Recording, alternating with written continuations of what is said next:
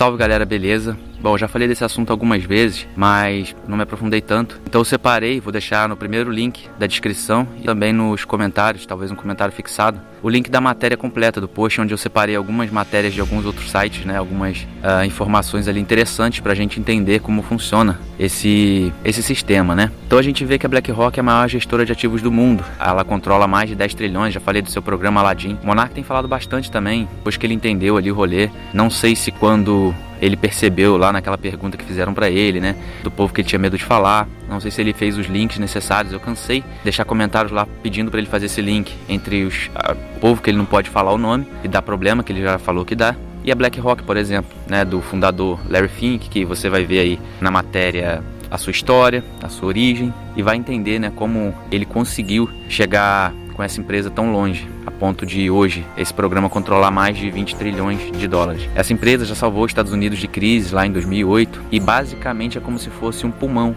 dos Estados Unidos ali para poder fazer as suas manipulações, né? E como eles manipulam? Vamos lá. A maior gestora de ativos do Brasil é o Banco do Brasil. E recentemente saiu a notícia que entristeceu os militares, muitos analistas, né, patriotas ou nacionalistas, tão chateados com o Banco do Brasil, sabem talvez do que está acontecendo, mas talvez não com tanta profundidade, porque eles não colocam os links necessários ali, pelo menos quando eles fazem as análises, né? De que a BlackRock controla e tem dominado o consciente coletivo através do capital. Vamos lá. O Banco do Brasil fez uma reunião com a BlackRock e ambos decidiram, né, interagir somente com todos aqueles que estiverem de acordo com a agenda ESG da ONU, que visa em 2030 trazer aquilo de bonito que eles colocam lá nesse contrato. É a paz mundial, a ideologia de gênero, o respeito, né, sobre as ideologias, que parece para aqueles que estão carentes, né, precisando desse momento ali, acabam caindo nesse ponto. E aí eles investem, né, na esquerda brasileira, por exemplo. O Jorge Soros investe muito na esquerda brasileira, com essas ONGs, né, ideologia de gênero e tudo mais, entre outras, né. E a gente vê que dessa forma fica realmente muito difícil, sendo que o Banco do Brasil, que deveria nos proteger, né, de algum jeito, usar esse capital para poder financiar projetos aqui dentro e tudo mais, não vai financiar projetos que tenha arma no meio do processo, né? Tendo em vista que querem a paz. Mas a gente sabe que o que eles querem, no fundo, de verdade, é manter a gente aqui como uma fazenda, né? Não querem nos dar poder, porque sabem que se esse povo acordar para a realidade dessa terra, a realidade de que essa é a terra mais rica do mundo, que esse país aqui é maravilhoso, perfeito, só bastaria que a gente se unisse, parasse com esse ego mesquinho e começasse a compreender essas coisas, né? Renunciasse cada um pouquinho a si, entendesse que o que a gente quer é o equilíbrio, né? O Brasil é violeta, então fica um lado vermelho e um lado azul brigando quando deveriam se unir e unir as forças, né? E aí a gente renuncia um pouco de cada lado até a gente se harmonizar, para que esse país receba o povo que ele merece que tenha, que nós possamos usufruir daquilo que Deus nos deu por herança, que é essa terra maravilhosa. Mas enquanto a gente não considerar que não são apenas os políticos, né, que controlam a nossa realidade, e começarmos a brigar de fato ali no eumerepresento.org, né, começarmos a dar forma nessa plataforma e fazer com que ela de fato funcione para que nós possamos ter voz, certamente sem isso a gente não vai conseguir fazer com que outros irmãos nossos percebam, né, o quão importante é cada um poder ali dar a sua opinião, dar a sua voz, para que a gente possa entender também a cabeça do brasileiro de verdade, não só pelas mídias tradicionais, e também acordar a galera para que eles possam perceber que não são os presidentes, nem Lula nem Bolsonaro, que de fato vão trazer alguma coisa aqui pro Brasil, se não forem de fato nacionalistas e não tiverem rabo preso, que é o que eles mais têm, né? Então por isso eles ficam na mão dos globalistas, falam que só vão investir naqueles que estiverem cumprindo a agenda ESG. Isso vale até para estados, então é bem complicado quando se tem a moeda principal na mão deles, no controle deles, e medo de não ter essa moeda para negociar. Quando a gente olha para o Brasil e vê que seria impossível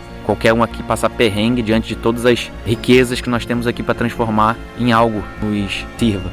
Então, através dessas reuniões, né, de grandes corporações, grandes gestoras de ativos, fica entre eles lá a ideia de como controlar o mundo, de como fazer o mundo andar, né? E a gente não vê que nada disso, aliás, a gente vê que nada disso vai favorecer o Brasil, sendo sincero. A única coisa que vai favorecer o Brasil é a nossa união, nada mais do que isso. Nós temos todos os minerais necessários para nosso desenvolvimento tecnológico, industrial aqui dentro. A gente tem energia limpa de todas as áreas que você possa imaginar, todas as tecnologias hoje que permitem uma energia limpa. A nossa matriz é 80% renovável e limpa, então a gente já está no caminho. A gente tem aqui todos os recursos que ainda sobraram diante de que levaram tantos, né, e se desenvolveram com nossa terra, se desenvolveram com nossos alimentos. E hoje a gente vê que eles querem nos limitar, por exemplo, quando não querem financiar, o próprio banco do país não quer financiar o seu próprio país, né, e de respeito à defesa nacional. Então fica bem complicado a gente confiar, né, em político que, obviamente, sentam lá, a cúpula senta, conversa, e todos eles vão obedecer àqueles de cima, né, senão vão perder dinheiro,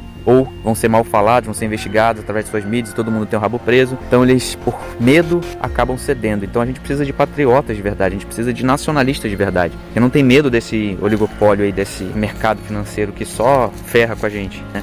E a gente tem capacidade de deixar o Brasil aqui muito bem, todos os brasileiros aqui com a vida muito boa e confortável, e ainda assim continuaremos alimentando boa parte da população do mundo, que a gente tem capacidade para isso.